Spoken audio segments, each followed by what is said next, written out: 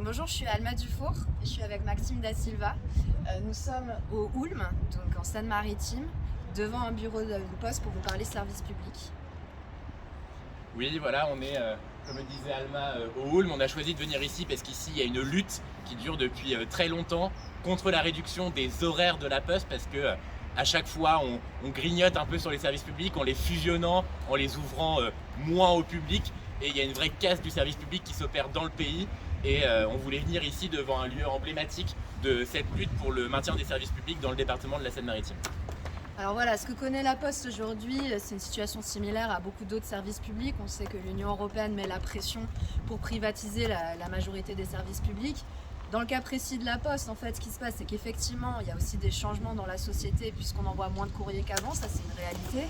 Mais ce qu'on ne dit pas, c'est qu'en fait, aujourd'hui, alors que la Poste pourrait se rattraper sur la livraison des colis, du e-commerce, etc., on laisse justement la logique de marchande et la logique privée écraser et rouler sur les salariés de la Poste. Pourquoi ? Parce qu'aujourd'hui, Amazon, qui est le premier client de la Poste, pressurise la Poste pour avoir des tarifs extrêmement bas, ce qui implique des horaires de travail plus longs, des conditions de travail plus difficiles et le fait qu'on baisse les emplois.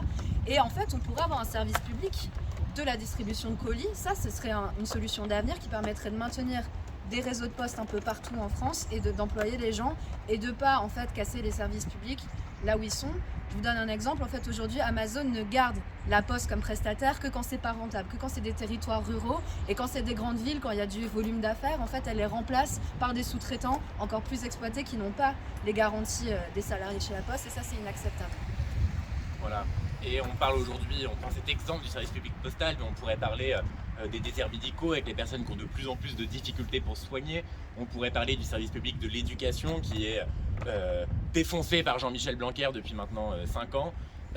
Et aujourd'hui, dans le programme de l'avenir au commun, notre but c'est d'apporter des solutions face à cette casse du service public, des solutions en luttant contre les déserts médicaux, des solutions en réappropriant aux Français leurs biens communs. Je pense par exemple à la nationalisation des autoroutes.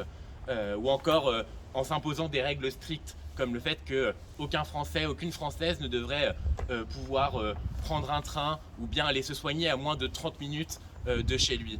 Et l'avenir au commun, c'est un programme qui prend largement en compte les ruralités, des thèmes qui parfois dans l'imaginaire collectif sont laissés aux mains de la droite et de l'extrême droite, mais non, pour celles et ceux qui nous écoutent et qui vivent dans les petites villes, comme c'est mon cas dans la ville de Pavilly où je suis élu, il y a possibilité de voter pour un programme qui prendra en compte les aspirations des ruralités, c'est celui de Jean-Luc Mélenchon et de l'Union populaire.